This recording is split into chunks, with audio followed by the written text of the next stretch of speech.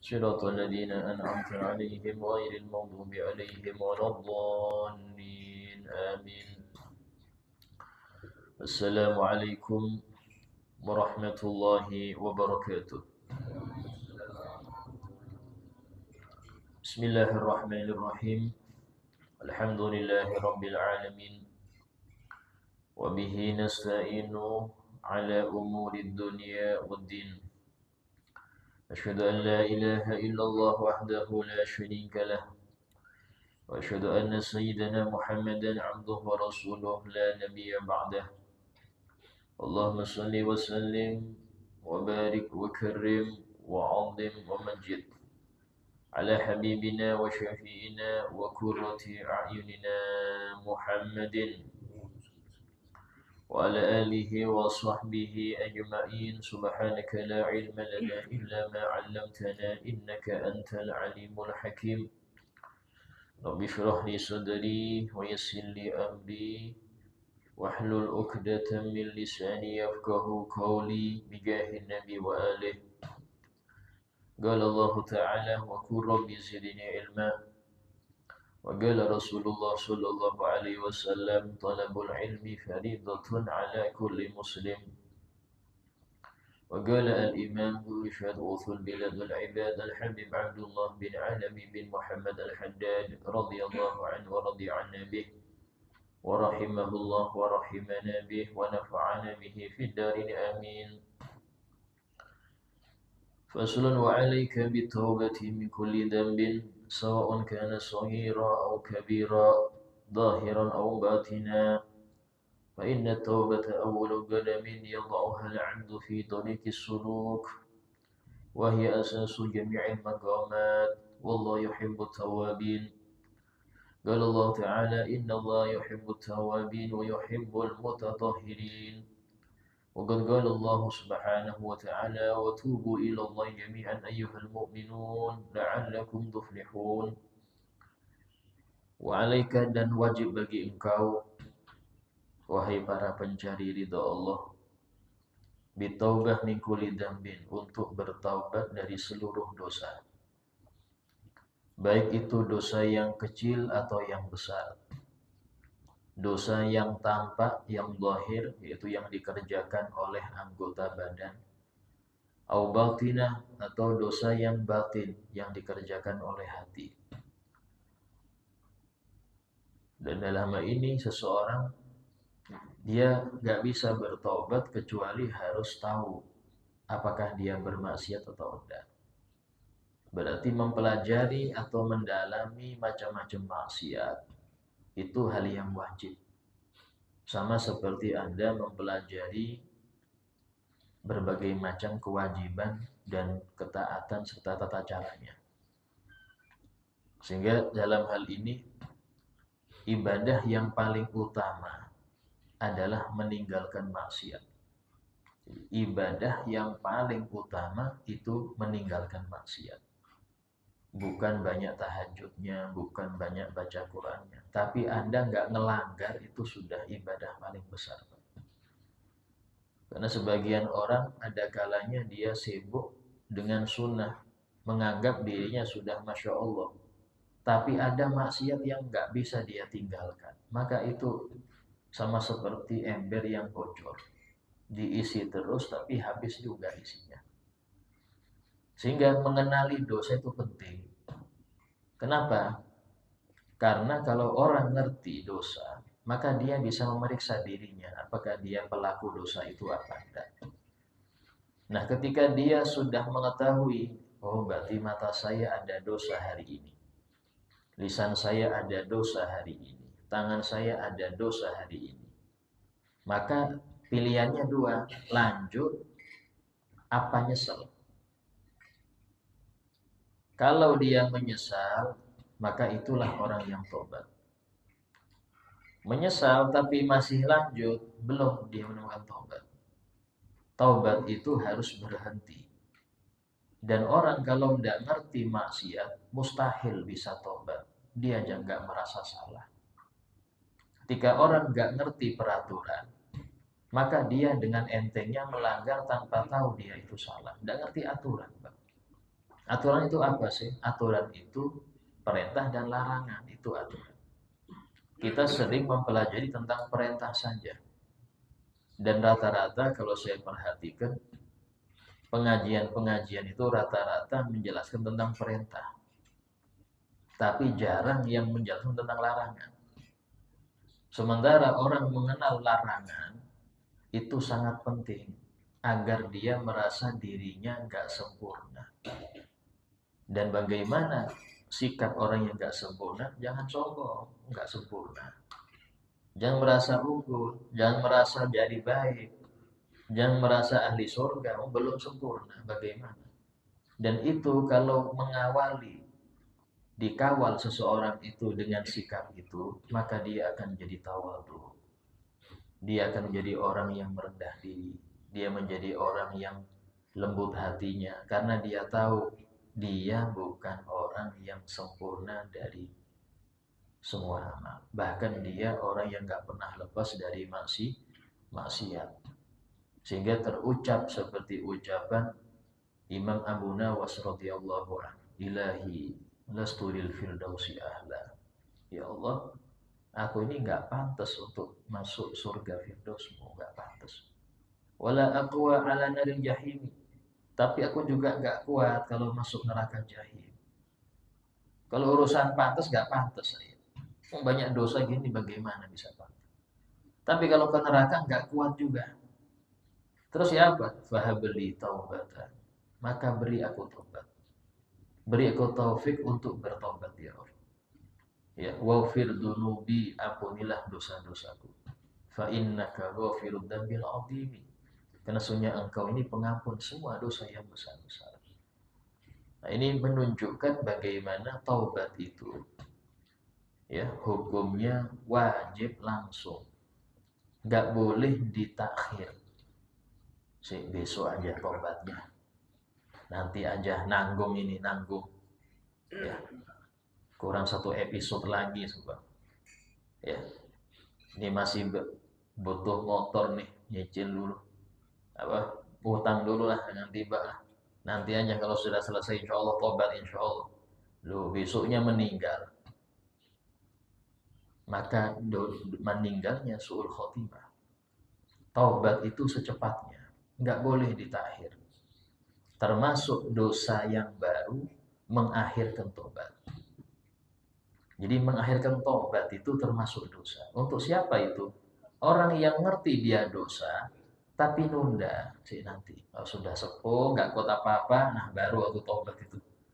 Masalahnya nyampe sepuh itu sampai yakin apa enggak? Umur sampai sepuh itu yakin apa enggak? Itu aja. Sementara Nabi SAW sudah bersabda dalam hadisnya, Akfiru dzikra hadhim miladdat. Perbanyaklah ingat penghancur segala kelezatan. Apa? Kematian. Kalau sudah orang tahu, gak ada yang jamin saya hidup besok. Maka setiap kali dia ibadah, ini ibadah terakhir saya. Berkualitas. Nabi SAW itu beberapa kali sebelum takbir ihram memimpin para sahabat dalam sholat, beliau menoleh kepada sahabat sambil mengatakan, Sallu sholata muwaddi'.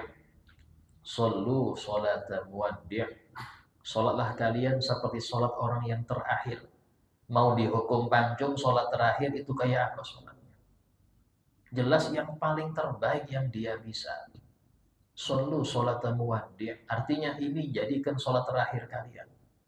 Seperti itulah seseorang itu hendaknya ketika melakukan ibadah, dia pengen yang terbaik. Karena bisa jadi ini yang terakhir. Dan itu bentuk buah daripada ingat mati. Kalau sudah orang itu ingat mati, maka setiap hari dia akan minta maaf kepada orang yang pernah dia sakiti. Maaf ya, maaf. Bisa jadi ini terakhir kita ketemu. Minta maaf ya. Sama kayak orang mau haji tuh. Maaf dulu, bisa jadi nggak balik. Nah, hendaknya itu perasaan setiap hari ada pada kita. Karena itu bentuk orang yang ingat mati. Buahnya itu di situ, Pak. Sehingga dia kalau mau ngomongin orang, jangan. Saya sudah nggak ada urusan dengan fulan. Kalau ngomongin dia lagi repot nanti. Timbul dosa lagi, nggak usah. atau mau dolimin atau mau ini, enggak, dia enggak mau. Kenapa? Takut urusan dengan orang di akhirat nanti. Karena dia tahu, dia aja dengan dirinya sudah banyak dosa dengan Allah, apalagi dengan orang lain. Nah ini loh, bagaimana taubat itu bisa merubah akhlak seseorang jadi mulai dari buruk kepada baik. Dari senang nyalahin orang kepada nyalahin diri sendiri. Saya yang salah, saya yang salah. Kenapa? Karena disebutkan dalam suatu hadis Nabi bersabda, apa? Idza ra'aitu. Kalau kalian melihat ya nakalnya anak, kemudian kuda yang enggak mau nurut, maka ketahuilah itu dari dosa dia. Itu dari bentuk dosa dia. Jadi jangan marah-marah karena fulan yang anak gak nurut, kendaraan sering mogok. Istighfar, bisa jadi itu dosa Anda. Ini bagaimana Nabi itu mengaitkan segala hal yang berbentuk sial itu karena kita. Kenapa? Allah berfirman, "Wa ma asabakum min musibatin illa ma kasabat aydikum wa ya'fu an katsir." Tidaklah kalian ditimpa musibah apapun itu karena kecuali hasil dari kesalahan kalian. Wa ya'fu an katsir, dan Allah memaafkan lebih banyak dari itu. Artinya kalau gak dimaafkan Allah habis kita, Pak. Tapi karena Allah sering memaafkan, jadi musibahnya itu gak banyak. Kenapa sih kita merasa enteng dengan maksiat? Karena sama Allah gak langsung dibalas. Karena sama Allah nggak langsung habis maksiat tahu-tahu bangkrut, nah. Lihat haram tahu-tahu buta, nah. Atau jalan ke diskotik atau pincang dia, nggak langsung sama Allah. Nah ini yang bikin orang itu akhirnya nggak kapok-kapok. Padahal kalau kita lihat umat-umat terdahulu disebutkan dalam kitab Al-Mawahibul Laduniyah bahwasanya umat terdahulu itu, ya contohnya Nabi Musa, kalau sudah mereka maksiat, itu langsung tertulis di pintu rumahnya, fulan maksiat ini. Ya, tebusannya ini, tertulis. Jadi satu kampung ngerti, tadi malam ini dia. Langsung ditampakkan oleh Allah. Dan itulah yang disebutkan di dalam doa. Ya, Rabbana wala tahmil alina isron kama hamaltahu 'alal ladzina min qablina. Ya Allah, jangan bebankan kepada kami suatu dosa, suatu sial sebagaimana yang engkau bebankan pada orang sebelum kami. Tiap maksiat langsung ketulis, malu. Sama Allah ditutup. Ini doa diajarkan oleh Allah untuk kita. Ya, karena Allah nutup, yastur. Allah nutup. Tujuannya apa? Biar kita tobat. Nah, bahkan disebutkan di zaman Nabi Musa itu tobatnya orang yang murtad kemudian masuk Islam lagi. Itu bukan syahadat, Pak. Apa? Bunuh diri. Tobatnya bunuh diri. Disebutkan di dalam Al-Quran surah Al-Baqarah ketika Allah menceritakan kaumnya Nabi Musa yang ditinggal Nabi Musa untuk munajat 40 hari. Kemudian mereka bikin patung dari emas, ya, bikin patung anak sapi dari emas. Kemudian disembah. Pas turun Nabi Musa marah sampai membanting wal-qol alwah. Tauratnya dibanting, pecah. Taurat dulu bukan model kertas. Ya. Nah, itu langsung mereka bertobat. Apa kata Allah Ta'ala? Fatubu ila bari'ikum waqtulu anfusakum. Taubatlah kalian kepada Tuhan kalian dan bunuhlah diri kalian. Faqtulu anfusakum. Ini ayat dalam Al-Quran. Bagaimana taubat orang yang murtad balik lagi ke Islam itu bukan syahadat, bunuh diri.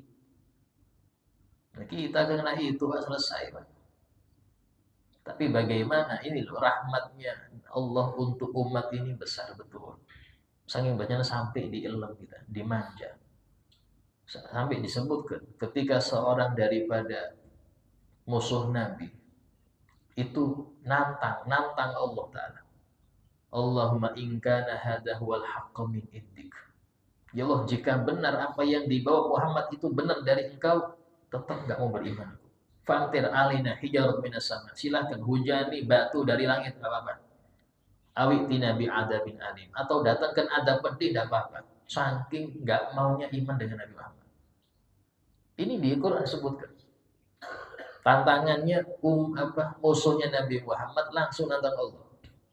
Apa jawaban Allah Ta'ala? Wa ma kana Allahu liyu'adzibahum wa anta fihim. Dan Allah tidak akan mengadab mereka ya Muhammad sementara engkau masih ada di antara mereka. Selama Nabi Muhammad masih ada di antara mereka, orang-orang kafir yang musuhi, enggak turun adab. Kenapa? Nabi Muhammad enggak mau umatnya diadab. Sampai dia perlu dilempari batu oleh orang Taif. Itu darahnya diseka sama beliau. Yang awal gamis putih jadi merah karena penuh darah. Darahnya seka. Kenapa? Karena sudah menjadi hukum Allah. Kalau ada darah Nabi jatuh ke suatu daerah, darah itu halal dapat adab. Tapi Nabi dengan ngerti, jangan sampai darahku netes, diseka sama Nabi. Dan menjauh dari orang-orang Taif yang ngelempari dia terus, melempari beliau. Loh ini loh, rahmatnya Nabi ini besar. Tapi umat ini, ya Allah, seneng betul maksiat. Ditutupin padahal. Sehingga taubat itu hendaknya secepatnya. Ya. Shaghirun au kabirun, mau itu dosa kecil atau besar. Al-Imam Syekh Abdul Qadir Jilani beliau mengatakan, kalau orang itu tahu siapa yang dia langgar, maka nggak ada istilah dosa kecil, semuanya besar. Jangan gini, presiden sama presiden. Ya, Anda ngelempar kulit pisang ke presiden, kena penjara. Coba ke orang lain nggak sampai segitu. Kenapa? Yang dilanggar siapa? Sama, ketika yang dilanggar Rabbul Arbab, Tuhan sekalian alam, ini nggak ada istilah dosa kecil, semuanya besar. Cuman kita ini terlalu nyaman, nggak langsung dibalas, enak. Tapi tadi ya, sudah sunnatullah di dalam umat ini. Allah Ta'ala berfirman dalam Al-Quran, وَلَا تَحْسَبَنَّ اللَّهَ غَافِلًا عَمَّا يَعْمَلُ الظَّالِمُونَ. Jangan kira Allah itu lalai, nggak ngerti, membiarkan apa yang dikerjakan orang-orang yang dolim. Jangan kira. Fulan nggak sholat, kok masih enak hidupnya ya.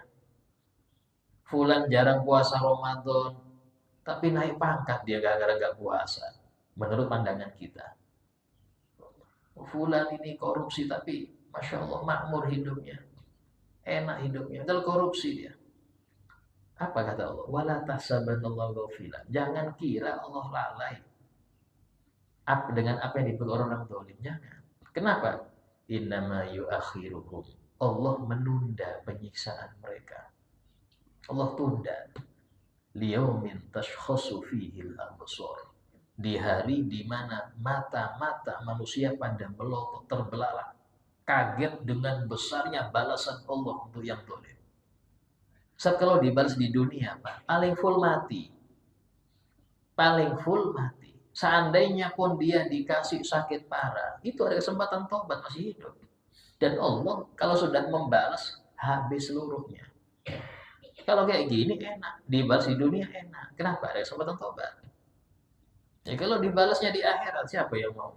Balik lagi dunia, nggak bisa.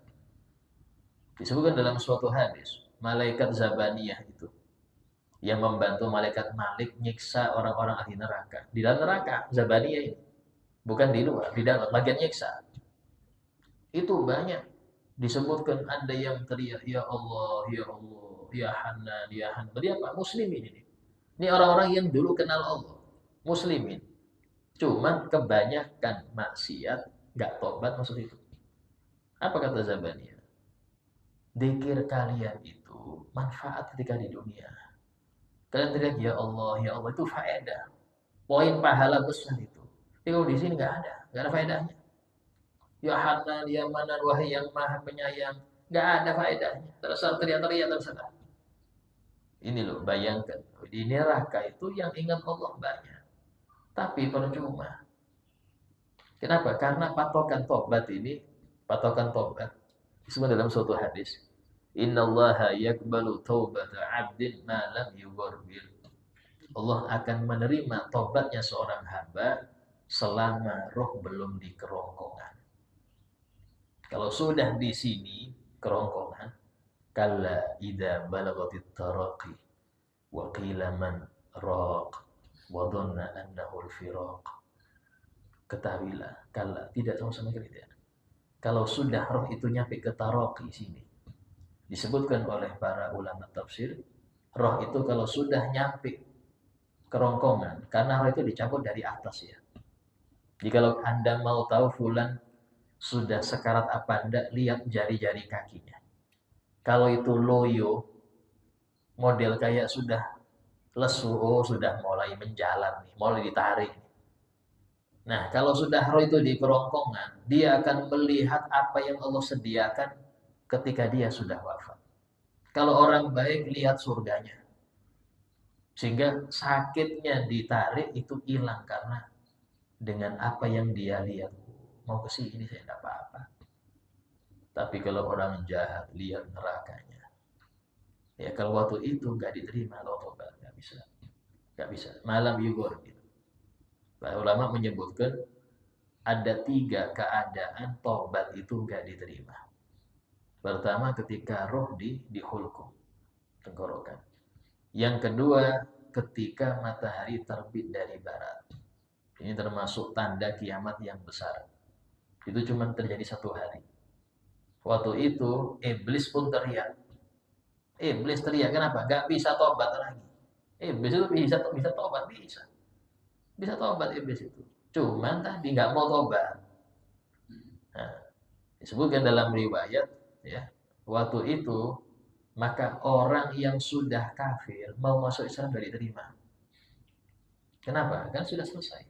Dia ngerti tanda kiamat ini di Islam. Tanda terbitnya dari barat itu di Islam. Mau syahadat percuma. Syahadat berapa ribu kali pun gak diterima Islam. Fala yantanfa'u nafsun. Allahumma fala tanfa'u nafsun imanuha lam takun amanat min qabliha, dan tidak manfaat pada seorang jiwa yang keimanan dia di waktu itu selama dia belum beriman gak manfaat. Au kasabat fi imaniha khairan, atau dia mau menambah pahala pundi-pundi pahala setelah terbit matahari dari barat, gak ada faedahnya. Gak ada. Ini di Quran disebutkan, gak ada faedahnya. Sehingga waktu itu yang ada cuman orang rusak dan rusak. Yang muslim, yang mukmin sedikit aja imannya itu jaga betul, jangan sampai hilang nih iman. Sehingga ketika datang angin dari arah Yaman, disebutkan dalam hadis, dan itu menjadikan semua orang yang beriman tidur dan gak bangun lagi. Yang tersisa orang-orang jahat saja. Dan ini disebut oleh Nabi, la taqumus saah illa ala syirarin nas. Tidak terjadi kiamat kecuali satu dunia rusak semua. Dan itu gak mustahil terjadi setahun 2 tahun. Jangan dikira oh masih aman, saat masjid masih kalau Allah kun fayakun, Pak. Seminggu orang muslim habis bisa. Kalau kun fayakun bisa. Gak ada yang mustahil bagi Allah, Pak. Ya, jangan pakai logika Anda, jangan urusan gini, jangan pakai logika. Ya. Yang ketiga adalah inda mu'ayyanatil adab. Ketika lihat adab langsung depan mata, gak diterima. Sebelum Fir'aun itu, falamma adrakahul gharq, ketika Fir'aun sudah mau tenggelam, lihat adab bagaimana laut yang terbelah jadi 2, dia di tengah-tengah dihantam, dan tingginya itu disebutkan apa? Fakana kullu firqin katawdil azim. Setiap sisi dari laut itu seperti gunung yang tinggi. Itu dihantam. Nah, waktu itu apa kata Fir'aun? Disebutkan dalam Al-Qur'an. Amantu bila ilaha illalladzi amanat bihi banu Israil. Aku beriman dengan la ilaha illa, dengan tiada Tuhan kecuali Tuhannya yang diimani Bani Israil. Apa jawaban Allah? Al-an, baru sekarang engkau beriman. Waqad asaita qablu, sebelumnya engkau kufur, banyak maksiat.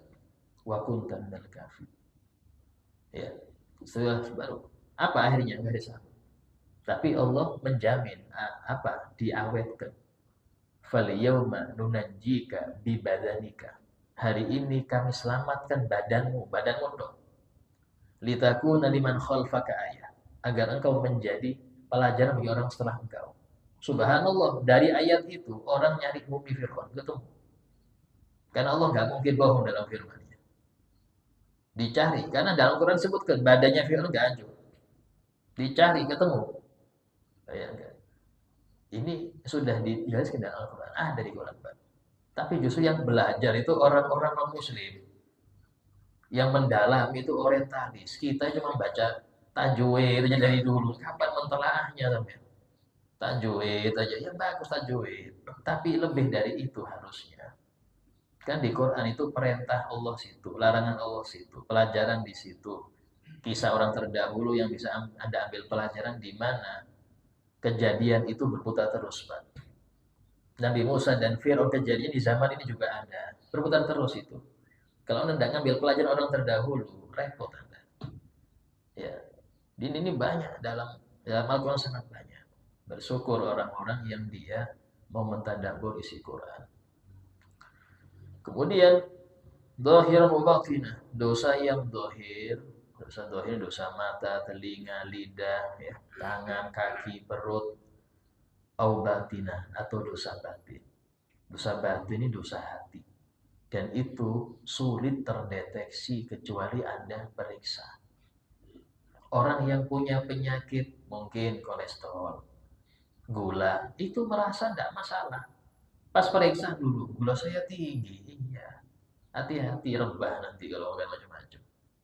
Tapi kalau orang sakit mata, setiap orang ngerti sakit mata ini. Oh, jalannya agak pincang, sakit kaki. Ngerti semua kalau maksiat dohir. Maksiat batin nggak ngerti kecuali periksa. Nah, sehingga disebutkan maksiat batin ini banyak. Ya, di antaranya sombong, hasud, merasa diri itu baik, ya, cinta dunia, hirs, rakus akan dunia, itu semua penyakit hati. Kalau tidak Anda obati, maka berat itu nanti di akhirat. Kok bisa Ustaz? Iya, karena maksiat itu non-stop, Pak. Maksiat batin itu non-stop. Orang sombong itu bukan sejam 2 jam sehari. 24 jam sehari. 7 hari seminggu. Gak ada istilahnya dia itu tawadhu. Orang hasud itu nggak ada sejam 2 jam, bisa bertahun-tahun. Sementara Nabi bersabda, iyyakum wal hasad. Hati-hati penyakit hasud, hati-hati. Fa innal hasada yakulul hasanat. Hasud itu bisa memakan pahala yang Anda kumpulkan. Kama ta'kulun narul hatab, seperti api memakan kayu bakar. Artinya apa? Ini penyakit, dosa ini nggak ada tindakan. Bukan Anda ganggu orang, enggak. Ngomong kotor juga enggak. Karena dia di masjid aja, wiritan aja di masjid, astagfirullah. Tapi lihat scroll HP, temannya ganti mobil, sumpah dia. Kok ganti mobil? Sumpah dia. Ini hasud ini apa? Gak seneng kenikmatan ada pada orang lain. Dan dia pengen kenikmatan itu hilang dari orang itu. Walaupun dia punya lebih banyak. Dia punya mobil 3, tapi tetangganya punya mobil, jangan, nggak boleh. Kalau dia beli mobil, sumpah dia. Nah ini hasud, Pak. Ya, dan saya itu contoh ya, banyak hasud itu, banyak. Kalau nggak mengenal hasud, sulit mendeteksi diri ada hasud apa enggak. Ya, kalau sudah ngerti itu, ayo obati. Ya, Nabi sudah mengarahkan ini obatnya, penyakitnya ini obatnya, semua itu sudah diarahkan. Dan itu ilmu wajib ya, bukan ilmu sunnah. Itu ilmu wajib. Seperti Anda belajar sholat kayak apa caranya. Nah, cara membersihkan hati dari penyakit juga sama, wajib juga. Bukan hal yang sunnah, bukan. Jadi mengenal saya ada sombong apa anda, saya ada ria apa anda, itu wajib. Bukan sunnah pelajarinya. Kenapa? Karena bersih-bersih dari dosa wajib. Bagaimana orang bisa tobat kalau dia masih belum tahu dosa dia? Ya. Fa inna taubah awwalu godamin. Karena tobat itu adalah langkah pertama seorang hamba di dalam dia menjalani suluk. Suluk ini meniti jalan menuju ridha Allah. Pertama kali tobat. Jangan mikir, oh saya mau zuhud, saya mau sabar. Jangan dulu. Taubat dulu beresin. Karena apa? Karena orang bagaimana sah untuk takbir ihram kalau kakinya masih najis? Kalau bajunya masih najis, gak sah dia takbir ihram. Allah, belum. Itu masih najis, jangan. Bersihkan dulu. Karena nggak boleh orang sholat sementara pakaiannya masih najis. Nggak sah orang sholat kalau dia masih hadas. Bersih-bersih dulu. Jangan langsung takbir sampai. Sudah wudu belum? Belum, wudu dulu. Jangan takbir, percuma. Artinya apa? Orang nggak boleh sholat kecuali suci. Sehingga langkah seseorang itu ketika menuju tangga-tangga menuju ridho Allah, tangga pertama itu taubat dulu. Ya, kadang-kadang kita ini, saya punya pengen banyak wirid, banyak amal ini, jangan. Taubat dulu, beresin. Ini masih belum tobat, banyak wirid, percuma juga. Nggak nyampe-nyampe. Kenapa demikian? Karena langkah pertama, tangga pertama itu tobat. Disebutkan oleh Al-Habib Haddad, ya, pengarang kitab ini, penulisnya. Dalam satu ucapannya mengatakan, alaika, ya, alaika bitis'atin. Wajib bagi engkau mengamalkan 9 daripada langkah untuk menuju ridha Allah. Fabda bitashihi taubati. Maka mulailah itu dengan memperbaiki taubatmu. Ya. Nah, itu taubat ini penting karena dia bersih-bersih. Orang nggak bisa diberikan pakaian indah ini kecuali bersih dulu. Mangkok itu mangkok yang pengen diisi air yang jernih, pengen diisi susu yang segar, itu harus bersih dulu mangkoknya. Kalau mangkoknya belum bersih, orang nggak mau ngasih. Loh ini masih kotor, percuma juga saya kasih nggak kau minum juga, kotor. Bersihkan dulu itu. Nah, membersihkan itu berat, Pak. Cara-caranya tobat. Ya. Wahia asasu jami'il maqamat. Wallahu yuhibbut tawabin. Dan taubat itu adalah dasar atau fondasi semua bentuk makom dan derajat di sisi Allah. Ada yang ahli tawakal, ada yang ahli zuhud. Itu semua taubatnya beres. Final, beres, baru bisa. Kalau enggak bisa. Ya. Dan Allah mencintai orang-orang yang taubat. Dalam Al-Quran, surah Al-Baqarah, Allah berfirman, Wallah innallaha yuhibbut tawwabin. Sesungguhnya Allah ini mencintai orang-orang yang senang tobat. Wa yuhibbul mutatahhirin. Dan cinta orang-orang yang senang bersih-bersih. Apa artinya senang tobat? Nah, ini penting nih. Filosof Allah nggak menyebutkan taibin, orang yang tobat. Tidak. Tawabin yang senang tobat. Artinya apa? Artinya orang itu sekali tobat, ada kalanya setan ganggu lagi, terjerumus lagi, tobat lagi. Maksudnya ini apa? Gini loh, artinya jangan kita ini nunda tobat sampai bosen maksiat, jangan. Itu kesalahan. Karena Allah lebih senang orang yang senang tobat. Kenapa senang tobat? Karena dia senang terjerumus. Ketika orang itu terjerumus, ayo tobat lagi. Kotor, mandi lagi. Kotor, mandi lagi. Jangan tunda mandi. Jangan nunggu Anda hitam semua, baru mandi. Jangan. Kena kotor di kakinya, lumpur. Masuk, basuh. Terus nanggung cuman kaki. Kalau sampai leher, barulah. Loh, jangan. Dikit, kena bisuh, basuh. Sampai bersih terus. Ini namanya tawabin. Orang yang senang tobat. Dan Nabi SAW mencontohkan untuk kita. Dalam hadis Nabi SAW bersabda, Wallahi demi Allah, Inilah astaghfirullahaladzim wa atubu ilaih fil yawmi sab'ina marrah. Aku setiap hari minta ampun pada Allah, bertobat pada Allah 70 kali. Yang Nabi ini sudah dijamin dalam surah Al-Fatih, liyaghfira lakum, liyaghfira laka ma taqaddama min dzambik wa ma ta'akhkhar. Allah mengampuni dosa engkau ya Muhammad yang lalu dan yang akan datang. Tapi mengapa Nabi itu istighfar terus? Karena istighfar bukan berarti harus maksiat. Istighfar itu faedahnya banyak, Pak. Disebutkan di dalam surah Nuh ketika Nabi Nuh menyuruh umatnya untuk istighfar. Nabi Nuh mengatakan, wa qul istaghfiru rabbakum innahu kana ghaffara. Minta ampunlah kalian kepada Tuhan kalian. Allah ini Maha Pengampun. Kalau kalian minta ampun, diampuni oleh Allah. Apa? Yursilis samaa'a 'alaikum bidrara. Allah akan mengutus hujan yang rahmat untuk kalian. Wa yumditkum bi amwalin wa banin. Allah akan memberi kalian anak-anak, harta-harta, termasuk pesugihan syar'i. Itu banyak istighfar. Kalau mau pesugihan tapi yang dibolehkan syariat, ya banyak istighfar, Pak. Di Quran ada rumusnya.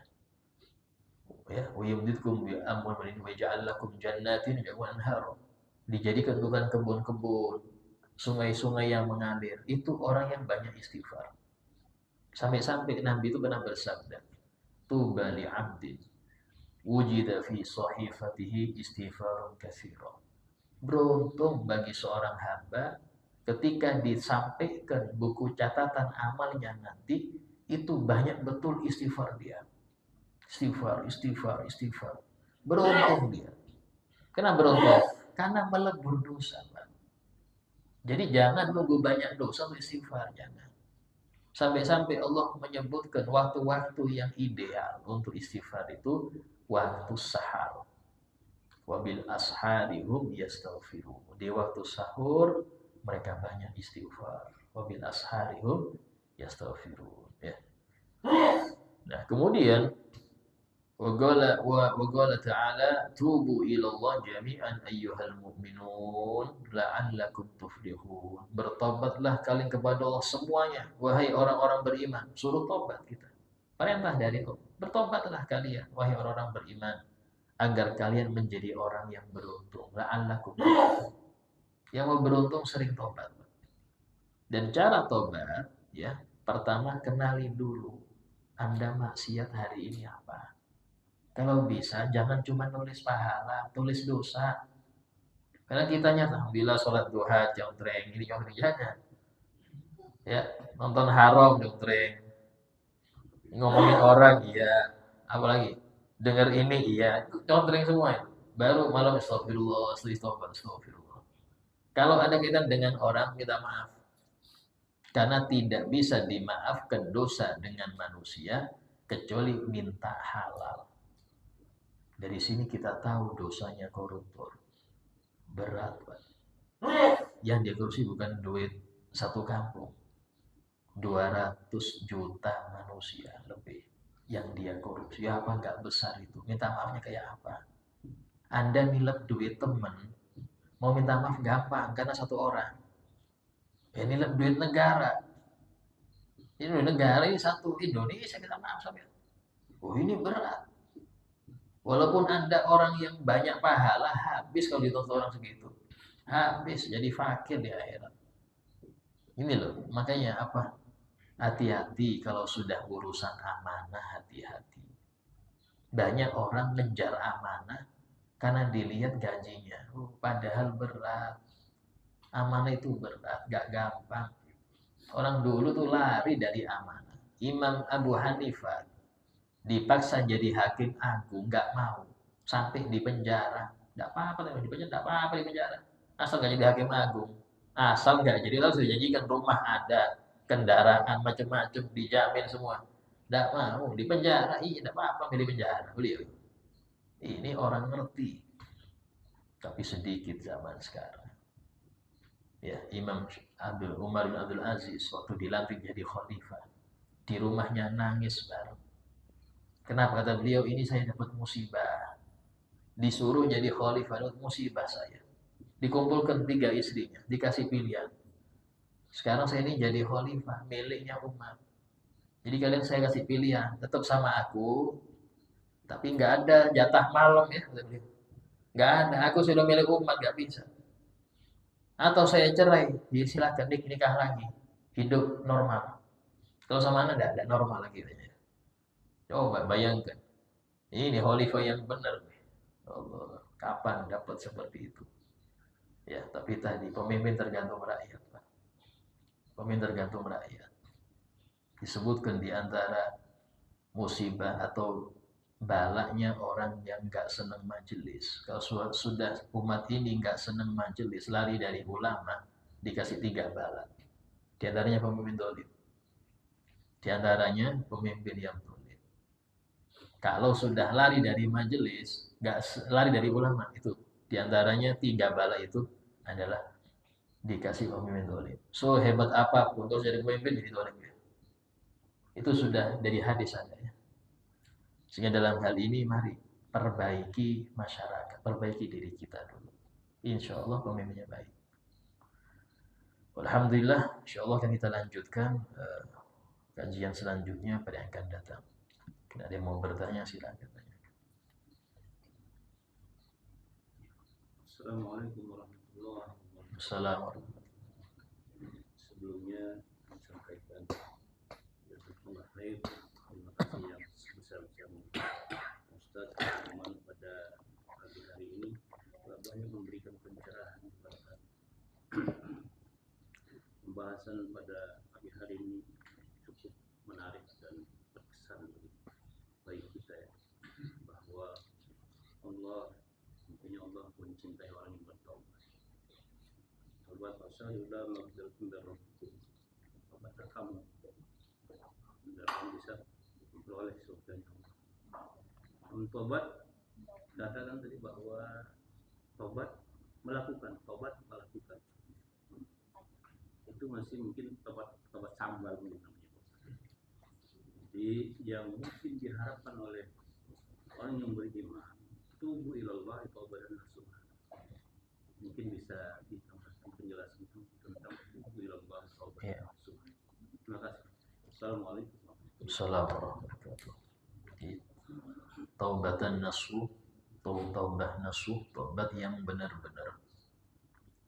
Itu kata ulama adalah taubat yang nggak kembali ke dosa lagi.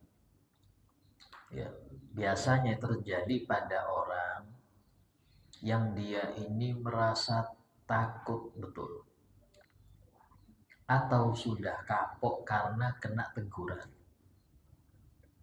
Bangkrut dia, sudah bangkrut, ditinggal istri, anak-anaknya nggak beres. Sudah di situ dia betul-betul kapok ya Allah, kapok sudah saya. Bisa tobat nasuh. Kalau belum, walaupun dengar ceramah 1000 kiai, belum ada efeknya, kok enggak apa-apa, mau ada efek santai aja. Kalau pas kena efek selesai. Tapi itu tanda cinta. Ketika Anda ditegur di dunia, itu tanda Allah ingin Anda wafat bersih. Sehingga Anda pantas untuk surganya. Yang repot ini nggak ditegur-tegur. Yang repot ini kok nyaman terus ya. Padahal saya jarang sholat loh. Kok enak betul ini. Tahuilah, nggak sholat itu sudah hukuman bagi dari Allah Ta'ala untuk engkau. Ya, nggak sholat itu sudah hukuman. Dan itu hukuman di dunia. Karena dia dibuat sama Allah nggak senang sholat. Tinggal di akhirat aja ya apa urusannya. Nah, taubatan nasuh ini ada 3 syarat. Yang pertama adalah dia menyesal. Nyesel betul. Bahkan kata ulama harus nangis. Nyesel kalau cuma ngomong nggak, harus dia menangis nyesel. Karena dia sudah melanggar Sang Pencipta. Yang bikin dia makan, yang menjamin kebahagiaan, yang menyediakan semuanya itu dia langgar, bahaya. Yang kedua, dia berhenti. Berhenti, stop sudah. Ya. Yang ketiga, dia berjanji kuat di hatinya tidak akan ngulangin atau jatuh di lubang yang sama. Ya, cuman kita ini kadang-kadang Kenyataannya lebih seneng jatuh ke lubang yang sama itu. Ya, contoh-contoh. Banyak dari kita baru ngerti hukum syariat sudah umur 20. Bahkan ada yang baru ngerti rukun sholat waktu sudah nikah. Ini kan berarti dosa. Ini dosa ya, karena kita waktu yang mulai balik itu yang harusnya sudah ngerti, gak ngerti-ngerti. Tapi subhanallah, sudah ngerti kita ini terjerumus lubang. Kita ulangin untuk anak kita. Kita ulangin itu untuk anak kita juga. Berarti Anda jatuh ke lubang yang sama 2 kali. Sudah Anda jatuh ke lubang jahil, ini anak Anda biar jatuh juga sama. Jangan gitu. Cukup di Anda jatuhnya. Anak-anak nggak boleh. Mereka harus ngerti. Sebelum balik harus ngerti. Jangan kayak saya. Harusnya seperti itu. Kalau dia nggak mau jatuh lubang yang 2 kali. Sama lagi. Sama-sama ngertinya waktu umur berapa. Jangan. Ya, cukup untuk kita jadi pelajaran. Kalau Anda cinta keluarga, selamatkan. Cukup Anda mungkin yang nerima sial dulu. Sekarang anak-anak nggak boleh sial. Ini contoh ya, contoh. Ya. Terus kalau itu kaitannya dengan manusia, ya, contoh ngambil barang mereka, nyakitin mereka, menggibah, itu harus minta halal. Syarat keempat untuk tobat nasuh, minta halal. Kalau itu kaitannya dengan harta, kembalikan. Kembalikan. Ini hartanya Ustaz, saya kembangkan, saya jadikan modal memang. Sak modalnya kembalikan. Oh, ini berat ya. Pernah Habib Abdul Qadir bin Ahmad Al-Segaf. Waktu di Jeddah itu ada orang kaya ini sepuh sudah pakai kursi roda. Dia bilang, ya Habib, anak ini mau tobat, ini sudah udzur ini. Saya sudah nggak mau lagi dunia, saya mau tobat. Dia bilang, dosa engkau apa? Saya dulu itu nipu teman, duitnya tak bawa kabur dan tak jadikan modal. Sehingga ini hotel, restoran, semua ini dari situ. Dan sampai anak-anak saya ada yang megang ini macam-macam. Itu modalnya dari situ. Kata beliau, cara tobatnya itu semua serahkan kepada temanmu. Kecuali baju yang nempel pada engkau tidak apa-apa, mis. Yang nempel di engkau tidak apa-apa, itu tidak masalah. Yang lainnya kasihkan semua. Enggak bisa, bisa repot anak saya. Masing-masing sudah jadi manajer, jadi ini megang semua. Tak beliau cuma itu cara tobatnya, enggak bisa. Kalau enggak gitu enggak bisa. Dulu engkau ngambil sekian ribu real, enggak bisa balikan itu. Tapi buah daripada sekian ribu real itu jadi apa? Jadi hotel, jadi ini. Itu serahkan semua. Sama kayak orang mencuri benih. Dia tanam, muncul 1 pohon, 2 pohon, 3 pohon, sampai berapa hektar. Mau tobat, serahkan semua itu. Serahkan semua. Kalau mau tobat benar, serahkan semua. Itu cara tobat. Berat Pak. Iya memang gitu. Namanya juga kita nyari surga. Surga itu lebih dari apapun. Kalau nggak murah, surga itu nggak murah Pak. Dia harganya mahal. Harganya mahal. Tapi kalau Anda ngerti, surga itu nggak sebanding dengan 70 tahun umur kita enak-enak, nggak ada apa-apanya itu. Nggak ada apa-apanya. Abadi, surga abadi. Tapi mahal harganya. Nah, jangan sampai masuk surga tapi mampir dulu ke neraka. Ini yang repot. Mampirnya yang dikhawatirkan.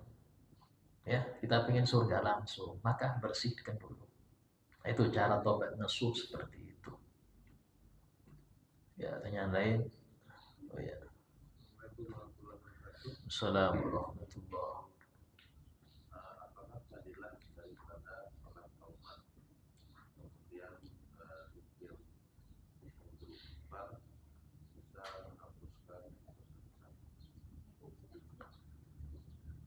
Sholat taubat ini memang termasuk daripada yang dianjurkan ya. Bukan cuma sewaktu berdosa. Bahkan Al-Fakir sendiri, saya sendiri, itu sholat taubat tiap hari. Biasanya kita gabung dengan isyraq di pagi hari. Ya, taubat itu tiap-tiap hari. Dosa apa Ustaz? Ya, jangan nunggu dosa. Kita ini lebih banyak dosa, cuman nggak ngerti itu aja. Banyak nggak ngerti. Masih sombongnya masih ada, hasilnya masih ada. Itu obat kita. Ya. Terus kemudian Sayyidul Istighfar. Memang itu paling afdolnya istighfar yang disebut oleh Rasulullah. Allahumma anta rabbi la ilaha illa anta khalaqtani wa ana 'abduka wa ana 'ala ahdika wa wa'dika mastata'tu. A'udzubika min syarri ma sana'tu sampai akhir. Itu Sayyidul Istighfar. Pimpinan istighfar yang Nabi sebutkan paling afdol istighfar itu. Tapi itu nggak bisa menghapus dosa besar. Dosa besar tadi 4 syaratnya. Kalau itu hak dengan manusia, ya. Bahkan banyak sholat. Sholat itu memang menghapus dosa ya. Karena Nabi pernah bersabda, wassolatul khams. Sholat 5 waktu itu dapat melebur dosa antara keduanya. Dohur ke asar. Dosa antara dohur ke asar luntur dengan asar. Sholat maghrib luntur dosa asar ke maghrib. Tapi yang kecil aja. Yang kecil aja Pak. Kalau yang besar nggak bisa. Ya, bahkan disebutkan orang yang haji deh, itu mengampuni dosa besar dia dengan Allah. Tapi dengan manusia ada harus tahalul. Tahalul ini minta halal. Minta halal. Nggak cukup. Selamat apa? Malah lahir batin Pak ya? Iya. Tahu-tahu duitnya dia ditilep banyak lahir batin. Nggak cukup Pak lahir batin. Harus ngaku. Ngaku ini repot. Ngaku ini repot Pak. Tapi ya di situ ya bagaimana?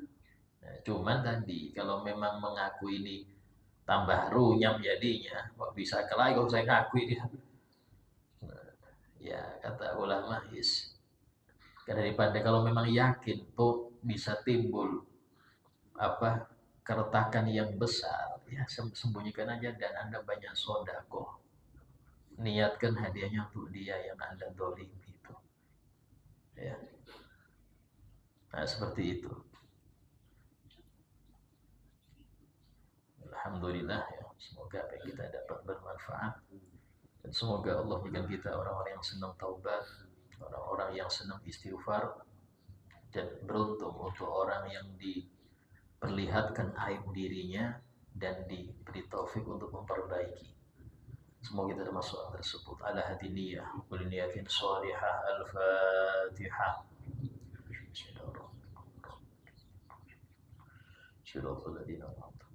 Bismillahirrahmanirrahim. Alhamdulillahirabbil Allahumma shalli wa sallim ala sayyidina Muhammad wa ala alihi wa sahbihi ajma'in. Rabbana anfa'na bima 'allamtana, rabbi 'allimna alladhi yanfa'una, rabbi faqihna wa faqih ahlana wa qarabatina fi dinina, rabbi wafiqna wafiqhum lima tartadi qawlan wa fi'lan karama. وارزق الكل حلالا دائما وأخل أنقياء لما نهضى بالخير فكل شر. ربنا واصلح لنا كل شؤون وقر بالرضا منك العيون وقض عنا ربنا كل الديون قبل أن تأتينا رسل المنون. ربنا آتنا في الدنيا حسنة وفي الآخرة حسنة وقنا عذاب النار. وصلى الله على سيدنا محمد وعلى آله وصحبه وسلم والحمد لله رب العالمين. السلام عليكم ورحمة الله وبركاته.